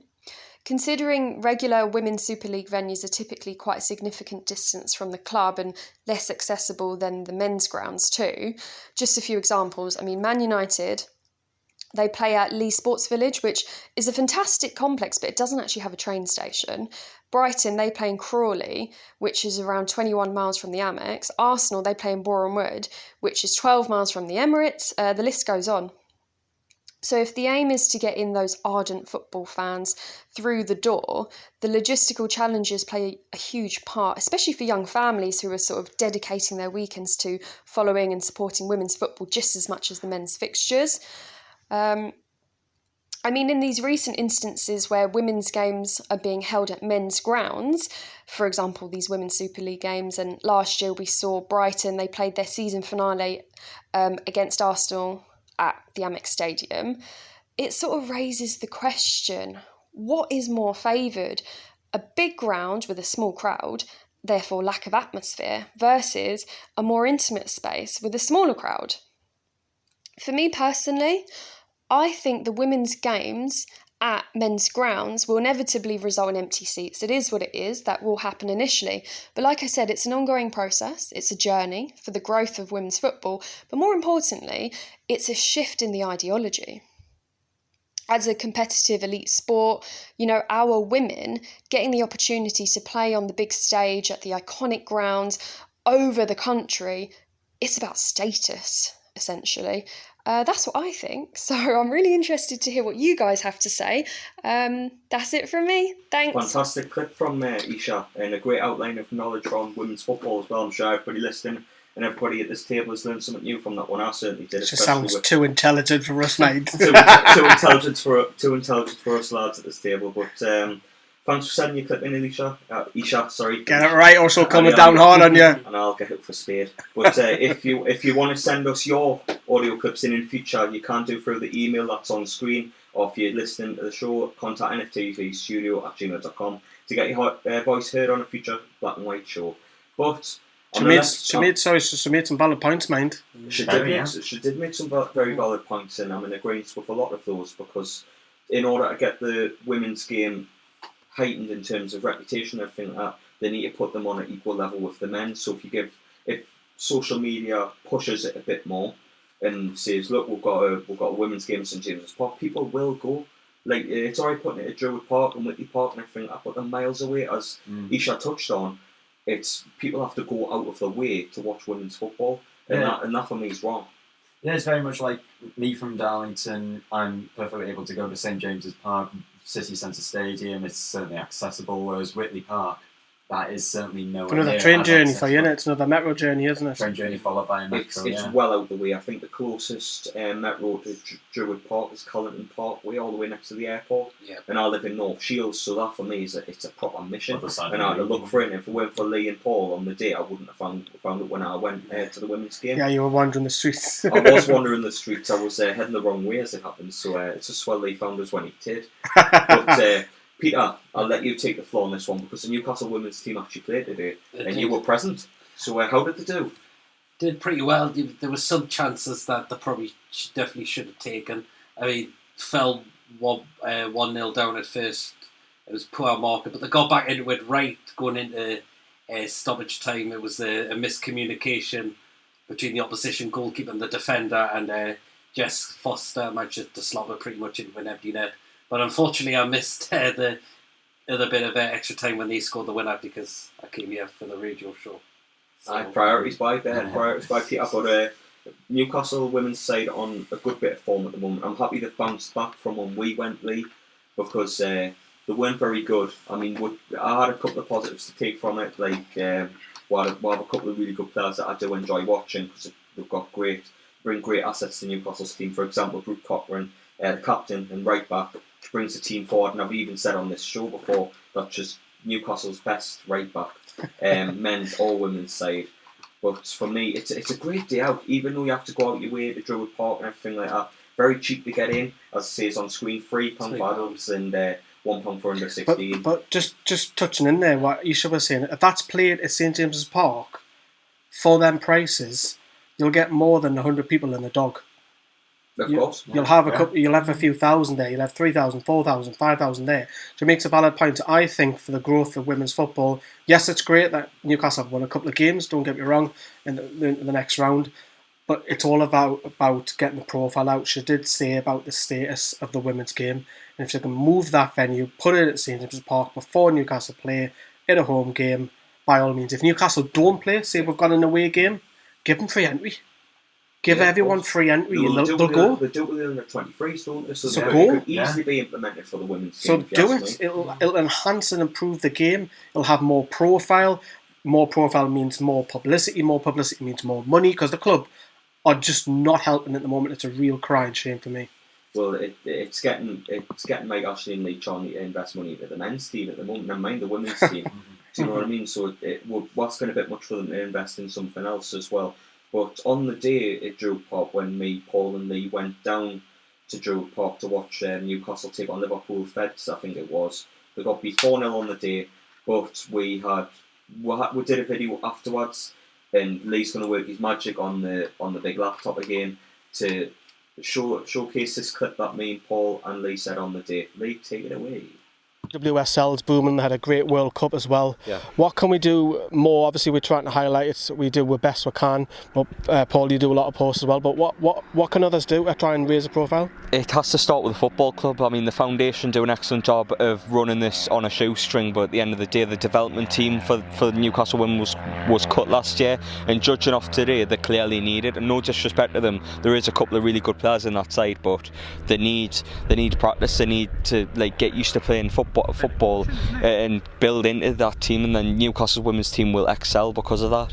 And well, it's not really a case of win, lose or draw, it's just how can you build that to get your 6-year-old girl to come and watch some women play. It starts with the football club. You're talking Newcastle United. You can say the Chronicle, you can say us. I mean, we do our best, but if you're a football club, you need to take this seriously. This is here at Druid Park. It's a fantastic day out. I mean, the result wasn't very good and the performance was even worse. But that aside, there's so much potential here to do things. Look at the Women's World Cup. That was broadcast around the world and was really something to behold. I mean, like Alex Morgan, that are world stars now, and that's something that Newcastle could pick up on. There was a decent crowd today, and you've just got to think, if the club actually take this seriously and finance it and try and get it in the WSL, that's where it would go forward, because there's no relegation, there's no promotion. You told me that earlier, because I don't know much about women's football, I'll be honest. I'm not going to sit here and be an expert on my first day, do you know what I mean? A bit like Michael Owen. But at the end of the day, I just think the club need to take this more seriously and pay them better as well. Do you know what I mean? Take it more seriously. You need to move it to the professional level as well. There's a lot of those girls there. You've mentioned a few of them as well. Jaden Maxwell, who came on. There's some of them even working at the club in the box office and stuff like that. So they've got aspirations. They want to develop their career. They don't want to be working at the club or in a shop or whatever. They've got heroes. You've got just like all the lads. Several. You've got Steph Horton from the area, Lucy Bronze, Jill Scott. There's loads. Georgia Stanway supports Newcastle from the northwest. So there's a lot of England nationals, and they want to go on. But Kyle was saying there, they need that help. Yeah, and I've said before to you guys off camera, if you look at some of the other clubs, like when Sunderland got into issues, they opened up the Stadium of Light. You look at other clubs that the women are playing against, the likes of Barnsley, they play on the training pitches next to Oakwell. If you've got smaller clubs like that, League One standard, who are able to support their women's team better than a Premier League club. Now, you can say it's a cost, you can say it's money and stuff like this, but at the end of the day, the facilities are there. St James's Park stood empty today. Kingston Park. Yeah. So why can't the club incorporate it more and do more, do some coaching, Steve Bruce and them? What are they doing at the moment? Why can't they do something? I guarantee you, if the club pushed it more through the social media, through everything like that, more people would go. You'd get people taking like the kids and that wanting to promote women's football and just the football. I've said today, Carl, my little one, she's getting interested into football and into sport, and she was told on a sports day that girls can't play football, and I was like, no, yes they can. And then she was asking about Newcastle, and you sort of saying, well, yes, we do have a team, but really, apart from the kits that they're wearing, what other clues is there? You know what I mean? At the end of the day, the club should, and again, could be doing a lot more than what they do. And it's about having somebody at the club who will drive change, who will think outside the box. And obviously, we're lumbered with Lee Charnley, who couldn't, you know, he's got a pack of crayons and a colouring book, and that's his level of imagination. You've touched upon it. If you don't chuck money at it, this behind us will never go professional. Not just that though, Lee, going back to it just quickly before you finish, it's not just that. We've got fantastic facilities in Newcastle United just sitting there. Why can't they, if they just sat there and they're not being used? The coaches aren't out coaching at the moment, the men's team, so why can't they do some work with the women's team? A colouring book and a packet of crayons there. That sums up Lee Charnley. Sums up Paul. It does sum up Paul. I mean, shout out to Paul, love him mate, but Newcastle United Women's Football Club not in the WSL. Why do you think this is, Lee? You just heard the two clips from Isha, from us there. I think moving the venue, I think, would help. I think it'll raise the profile, but it's simply down to money. That's just simply what it is. The foundation's great that the foundation have put it on, but it's just not enough. You didn't want these girls working in shops. You don't want them working in Topshop in Eldon Square, or whatever. They want to have... They're playing football. They're giving up the time as well, because it's a part-time thing, training. They'll be training once, twice a week. They want more, and unfortunately, people who are higher than them are letting them down big time. And people might smirk at women's football, but you've only just got to look at the growth that it had over the World Cup. Yeah, it was huge. World Cup. Me and Rob were sitting in a New York bar, and it was packed full of English people and Americans, and we were loving it.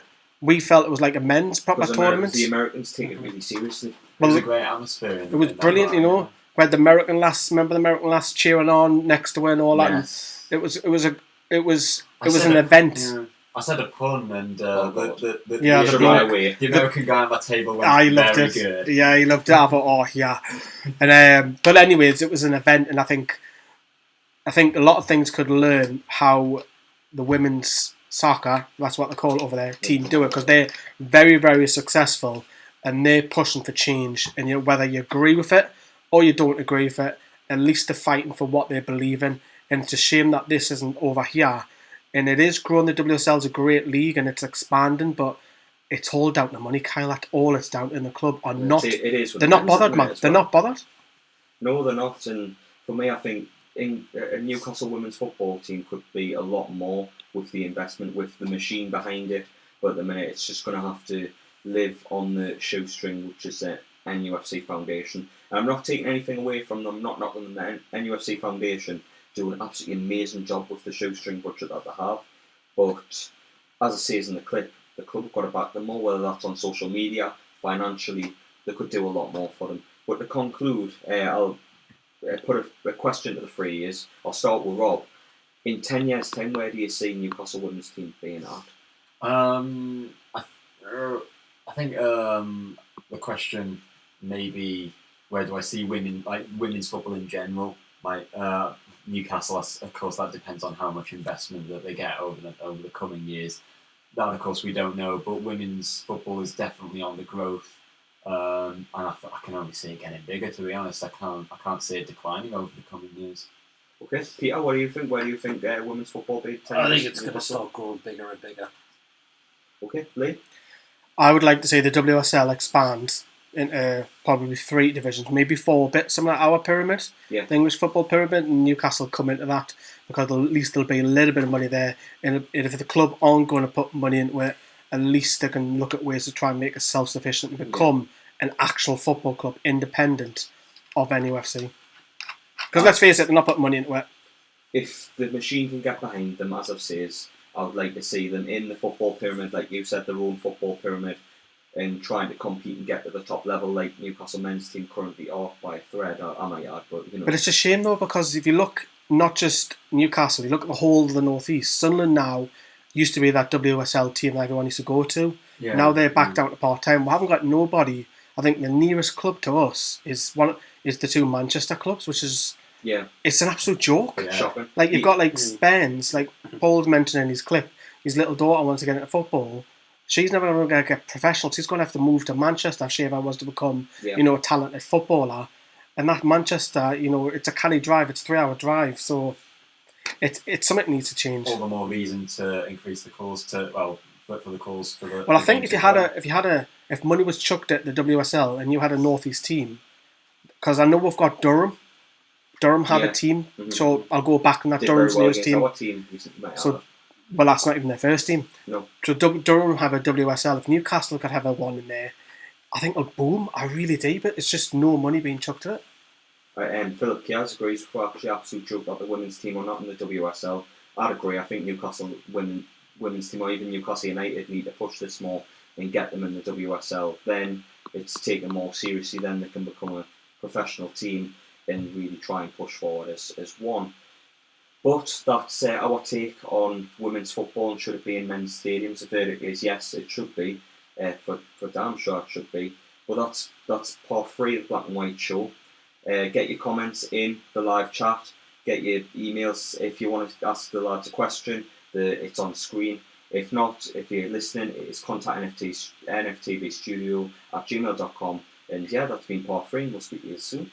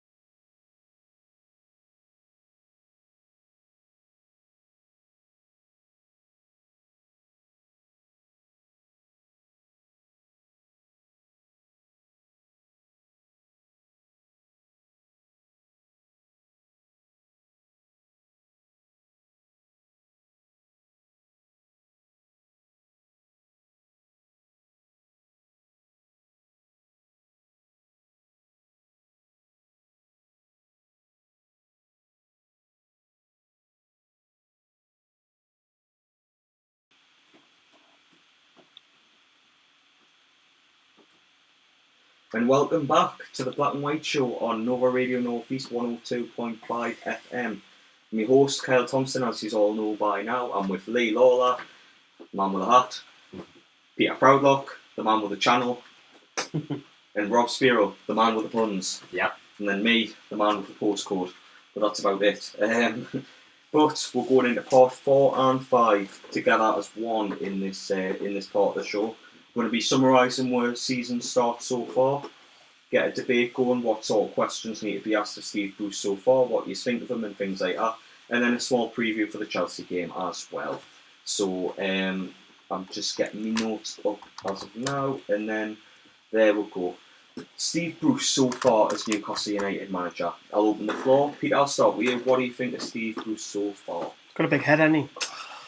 I'm not convinced with Steve Bruce at all, to be honest with you. I know we did pick up a win against Man United last Sunday, but that was against one of the worst Man United sides I've seen in a very long time, to be honest. But think of performances at home. We are dropping points against Watford. We come away with a draw the way Watford have started this season. The Brighton game, that was lucky to be a draw. I know I predicted actually Brighton to be relegated this season, but they came up and had a bit of a game plan on their hands, to be honest. But Leicester away getting absolutely humiliated. And Norwich away was another one getting absolutely embarrassed down there as well. So Are you alright, Peter? Do you want to cuddle? Are you alright? So unfortunately, Steve Bruce, I'm not convinced by the bloke at all. We'll get your comments and let us know what you think of Steve Bruce so far as Newcastle United manager. But Lee, before I come to you, I'm going to get my take on this one. So far for me, Steve Bruce, it's been a strange one because on one hand, he's made a lot of mistakes. The 2 games against Norwich and Leicester, like Peter touched on, are some of the worst games I've seen as a Newcastle fan. Lee, unfortunately, you've travelled all the way down to both of those games away from home. You need to stop going away. But then again, can't help yourself. It'll be a domino effect. I'll stop going if you do. For the atmosphere.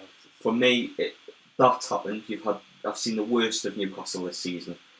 But sometimes I don't know. It's just one of them things where I think he's went back to Rafa's tactics, and we know that. And he said that publicly. Maybe he shouldn't have done, but he's went back to Rafa's tactics, and he's probably learning now what Rafa knew last year, that you can't be too open with this team, especially with what we've got up front and in midfield. They're kind of drilled to play a certain way, and the need to. He's realised that now, and I think he's got his system now and his best team, and I'm hoping with that in mind we'll start to push forward. And I've said this on the Facebook page and everything like that for Newcastle Fans TV, that if he starts beating these mid-table sides, because as good as Rafa was as Newcastle manager, the one flaw he probably had as Newcastle manager was that he couldn't beat those mid-table sides. I remember losing to the likes of West Ham 3-0 at home, Watford 3-0 at home. We've took some good stuffings off these mid-table sides, and I think if Steve Bruce can get that right, although he hasn't done that so far, especially going in towards over the December period where we'll have 12-13 games where we'll play 1 or 2 teams out in the top 6. So for me, if Steve Bruce is going to take part in being liked as Newcastle manager and take part in building the club up, he needs to get them games against the mid-table teams right. Lee, what's your take on Steve Bruce thus far? It's Newcastle being Newcastle. We'll beat Spurs and Man United, but then we kind of beat Watford. Well, if you look at the league table, which we've just put on screen, the bottom 2 sides we haven't been able to beat. That's just Newcastle in a nutshell, isn't it? So, we could go and beat Chelsea, but then... To be fair though, Lee, in the 3 seasons we've been in the Premier League since we were in the Championship, the second game has always been against a newly promoted side away from home. It started off with Huddersfield, then Cardiff, and obviously Norwich. Even Rafa couldn't get a win against those newly promoted sides away from home because it's the first game, all the fans are up for it, the atmosphere is rocking, all the players are really up for it as well. So there are hard games. I will concede that it is a hard game. However, the performance against Norwich City was unacceptable. I was foaming the whole weekend. We made Timo Pukki look like Michu, if any of you remember him. We made him look way better than he is. And I know Timo Pukki will probably going to score probably 10 to 20 goals this season. but we made him look a hell of a lot better. He even got a FIFA Ultimate Team card out of it. That's how good we made him look that day.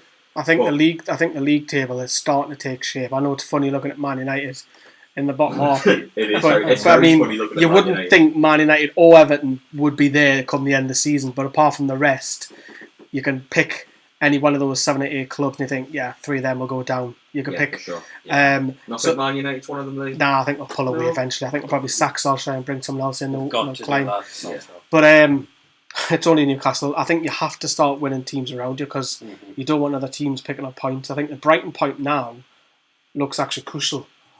But the one against Norwich sitting second bottom, I know they beat Man City, but they're shipping in goals 21 conceded, the worst defence in the league. So I think the Chelsea one's a free hit.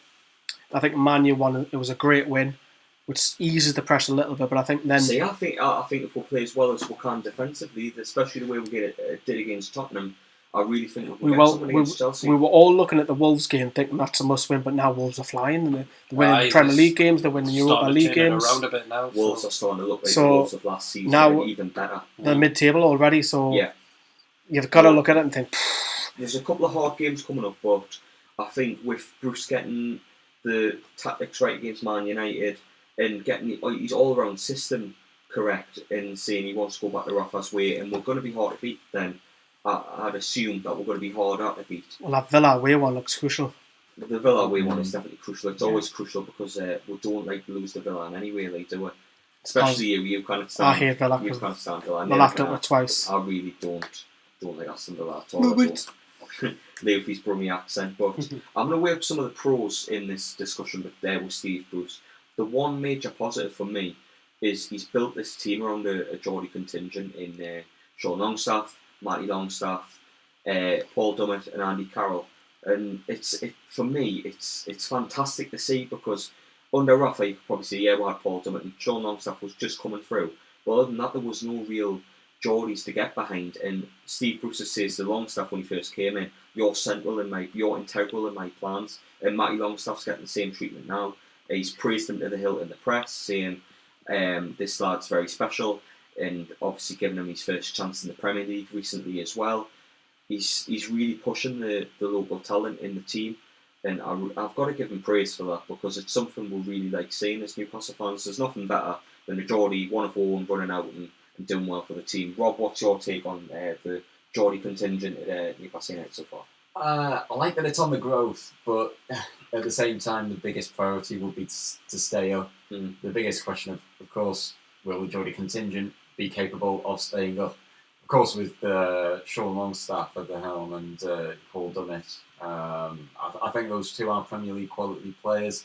You got Matty, of course, brilliant moment for him last week.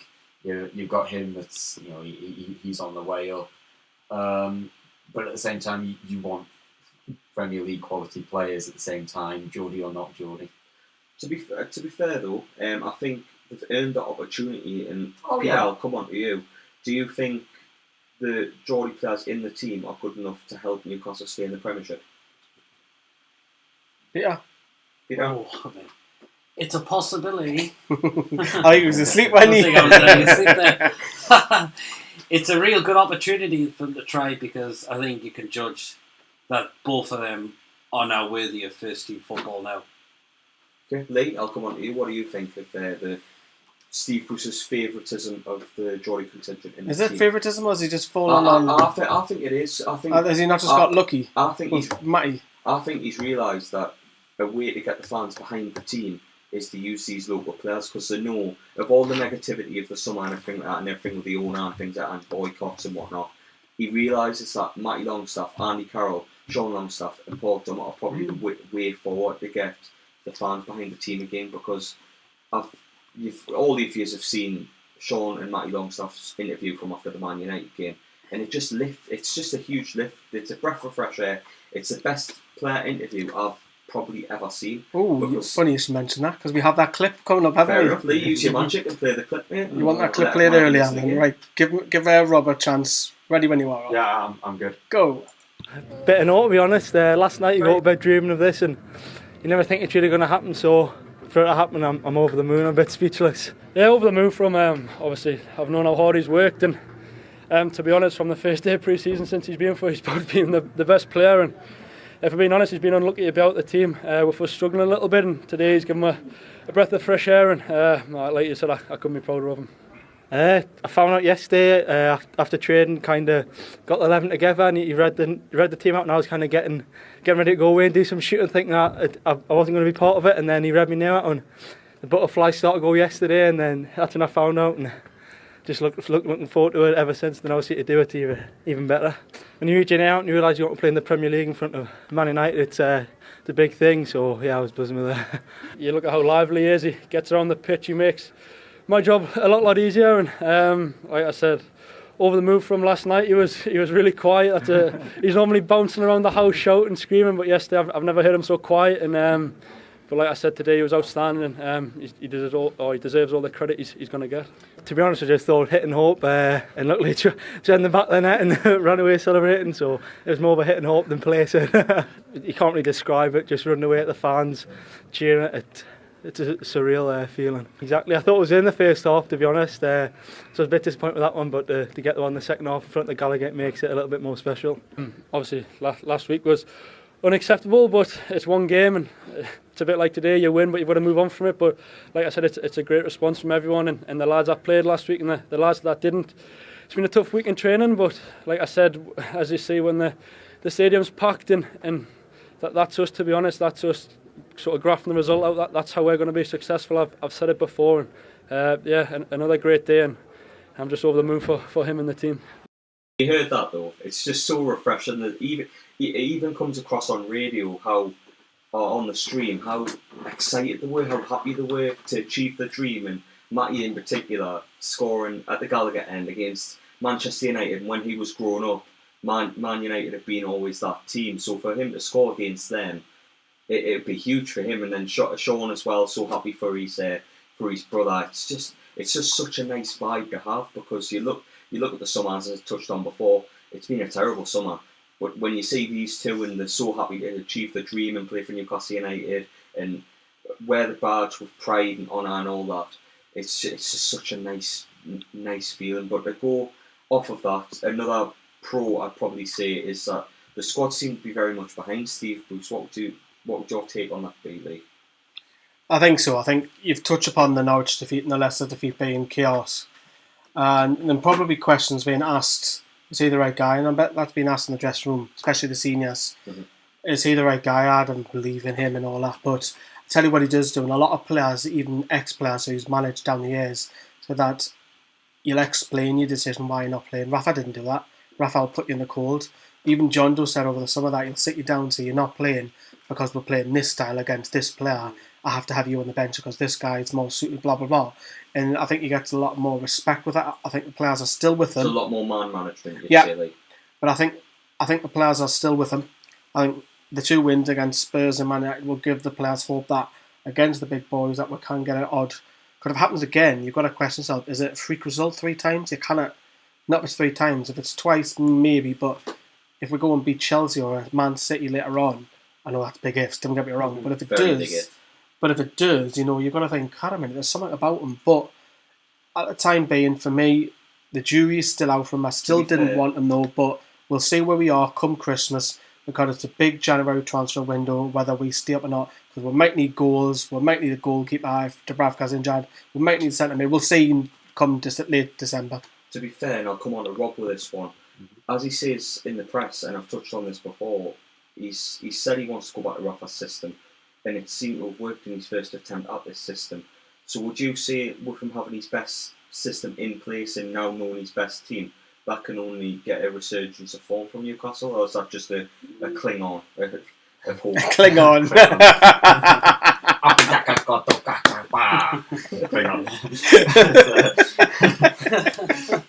Oh, brilliant. What a moment. Yeah, I see what you mean. I like that theory, and yes, that is definitely a possibility that can happen. Sorry, Rob, that's killing me. It's killing me as well.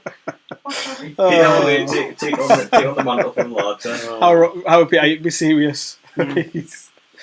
I still don't think Steve Bruce is not the right person for me.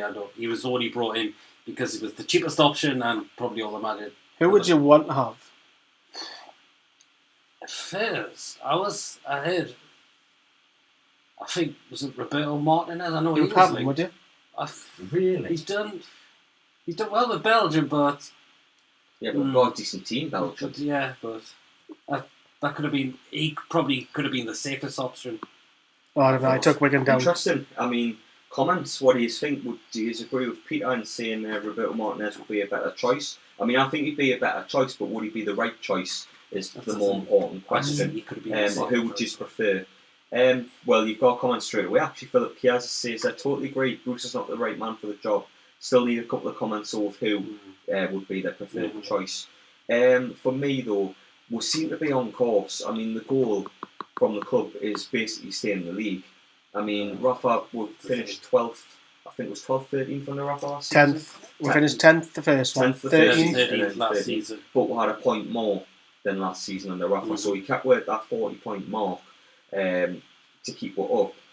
Whether Bruce can do that, I don't know. I mean, it points to what we've had a much better start than last season. Yeah. I wouldn't say we've had a decent start because there's a couple of results that would point to saying no. I mean, even if we'd lost away from home to Leicester and Norwich, but done well against Brighton and Watford in particular at home, and had 4 more points on the board, I think a lot of people will be a lot more enthusiastic about Steve Bruce, because if you look at the Premier League, it'll probably put a mid-table towards the top 8 if he'd have got wins in those games.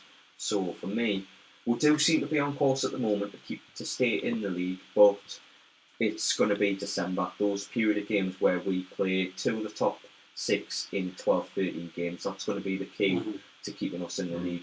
But we've touched on the positives of Steve Bruce thus far. I want to touch on the cons that he's implemented upon the club. And for me, the main point of this is probably, I feel like the vibe I get is like the fans will never trust Steve Bruce. And Rob, I'll come to you on this. Do you get that vibe too?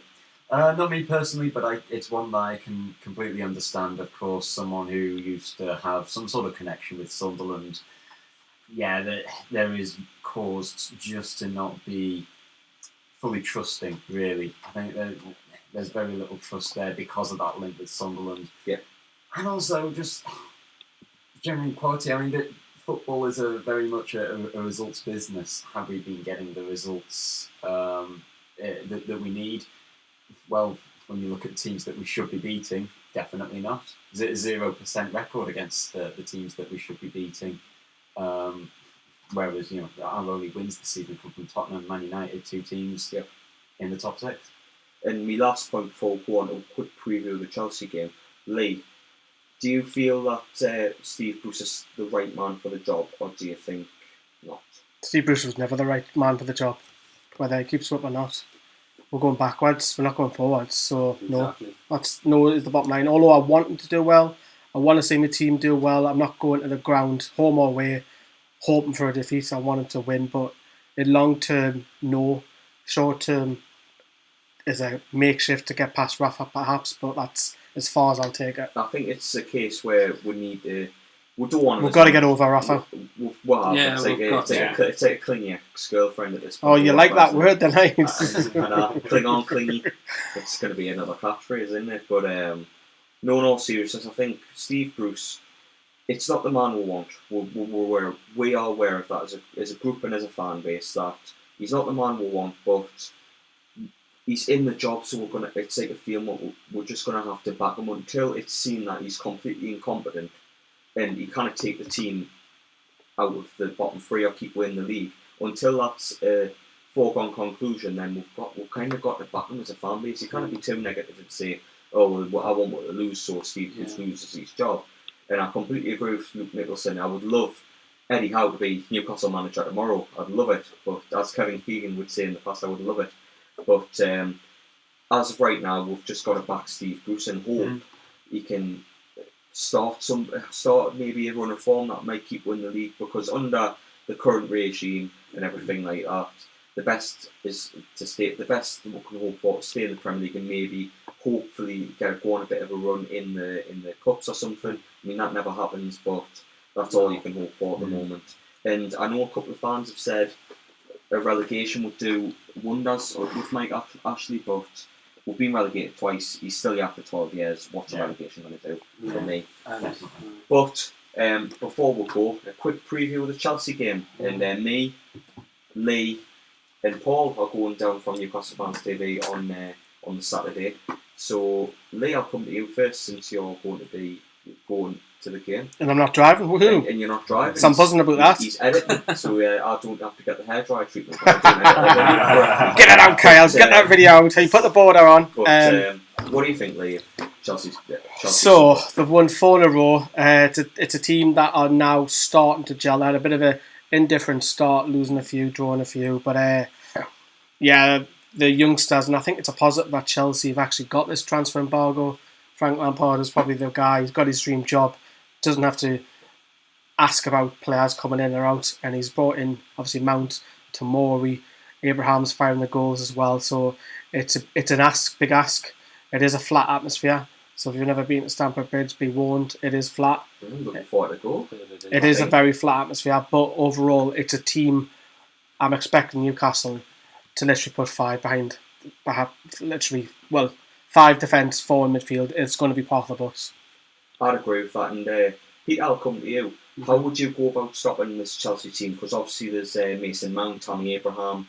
They're the main two talked about. Hudson-Odoi, a young contingent at Chelsea. In a couple of years' time, you get the feeling that they're going to be a force in the Premier League. But how do you go about stopping this team? Because before you answer my question, the best way I think is Sheffield United done it really well. Yeah. And that's defend with a good counter-attack. But what do you think, Peter? I think the defenders have got to make sure they're fully focused, because I think Lampard has got some of the best out of those youngsters as well. So, and they're starting to look more forward now. And yeah, I think we will have to be careful, because we've seen what they are very capable of. And usually go down to Stamford Bridge has not always been a great journey a lot of the time for Newcastle. Watch for the disco lights when you go to Stamford Bridge. You seen them?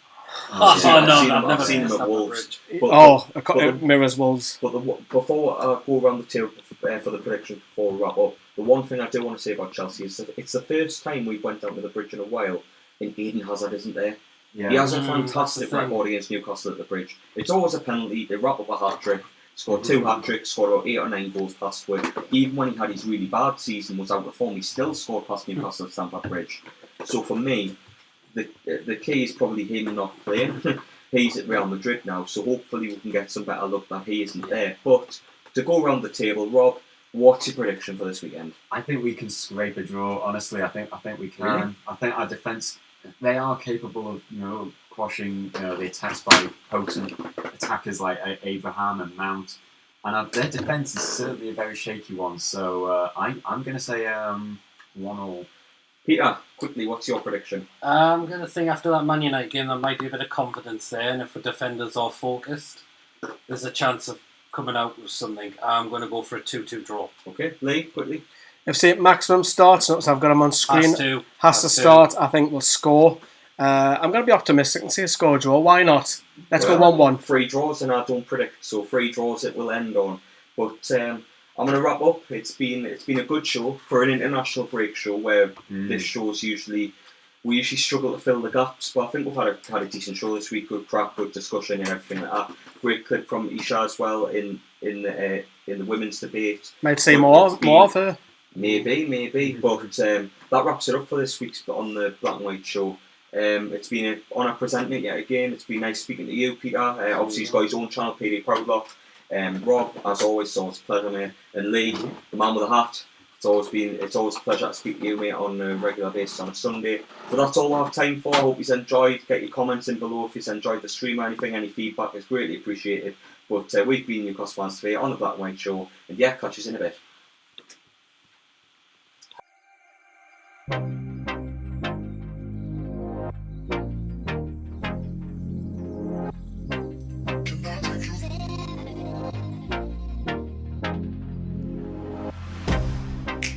Get you out of my mind. It's like I feel it for the first time.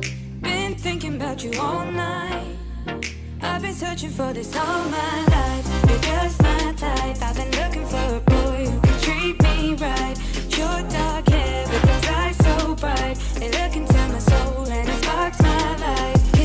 take you there? Like it was the first time, do you remember? Can I take you there?